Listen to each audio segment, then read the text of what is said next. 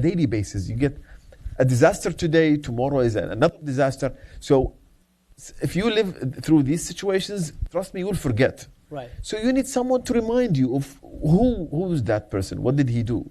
And you have Dulab al-Hawa. Yeah, Dulab al-Hawa, definitely. He has a Ferris wheel in his show. And he says, if you've forgotten what this person has said in the past or done in the past, let me show you. Then he has this Ferris wheel that basically goes back, and somehow they have a recording of every interview that any Iraqi politician has ever done. Yeah, I don't know how they do that, but that is one of the characteristics of the Al-Bashir show. Yeah, it's a good archive we have. Yeah. Then we started to show them who Qais al-Khaz'ali are and how Had al-Amiri is corrupt and how Had al-Amiri is a militia leader and how Had al-Amiri participated in the war against the Iraqis in the 80s with the Iranian army, against the Iraqi army. So we started to show them every week, and then they realized, lots of this new generation realized that these militias are just using our youth to get to control, to control more money, to control more positions in the government, and to control the people in any ways. And they're just they're another corrupt politicians, just like anyone else, and they're not like what they were claiming that they are. In 2019. We got the very same people who used to use bad words against me because I was making fun of Qais. Very same people on the streets after they saw that he's a criminal. Mm-hmm. They were on the street. They were swearing at Qais and chanting against Qais, demanding to remove the militias from Iraq. So this is a long period of time, but it deserved it. One of the current ongoing themes of your show is debunking conspiracy theories. Yeah. We know that Middle East loves those conspiracy theories. What's your favorite one? There's many. But of course, I like this Harvard conspiracy theory. Oh yeah, I remember that one. Harvard, what is it? Harvard conspiracy theory. There's this cleric who was on TV and he said, there is an institution in America, and this institution, the name of this institution is Harvard, and they control the climate. And this is why it's hot in the summer, because America wants to destroy Islam. Yeah. Okay. And sometimes they make earthquakes. Sometimes. Yeah, when they want. It's the best. And another one. Yeah, sure. Hit me. The 9/11, but I can't remember the details of that. He said the two towers are 11, and the plane hit the ninth floor. So that's 9/11. So it's 9/11. So it's all planned by the Americans. Okay. Yeah. Yeah. And the Jews, of course. Israelis, definitely. Just for good measure. Yeah. Just for good measure. Because when you type something NY33 on the Word, in the Word. Yeah, in Word documents. Word document, you will see NY33, two towers, David Star. Uh-huh. And definitely it's Israel behind that.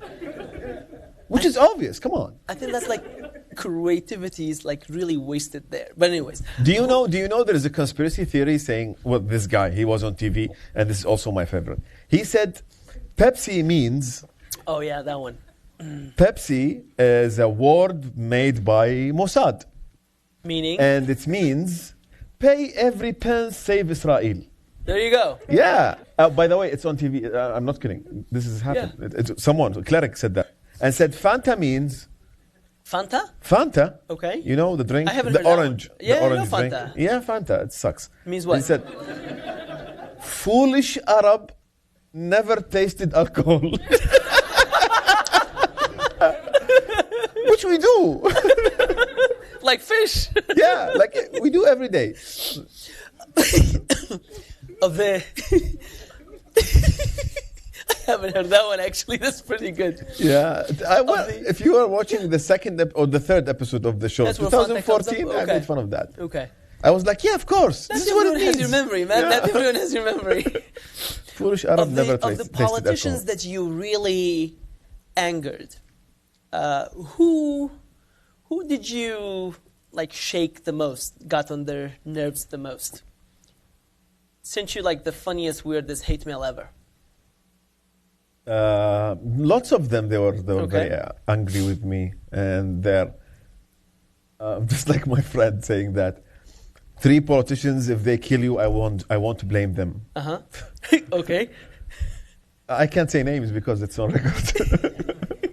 Okay, we'll leave it at that. Yeah. Will you ever run for office in the Iraqi government? Do you have political ambitions? Oh.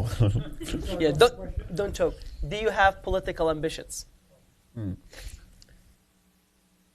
I don't say no, and I wouldn't say yes. Okay. But I would say if there's a chance to be part of building the country, to be part of, not with these people, of course, not with these people around, no. Okay. Because you can't go to work as a politician with the militias all around the world, the place, with all this corruption money, of course. Okay. Maybe we can sponsor politicians to go and the parliament members, maybe. Okay. In the future, I'm not sure, actually. I don't know. Zelensky is a president now, and he was a comedian, the Ukrainian president. I was going to make that suggestion, but there Yeah. you go. There you go. Yeah. And you have another comedian Who also knows? who's a president. Okay, let's stop there. Changing gears. Changing gears. He was talking about dishwashers the other day.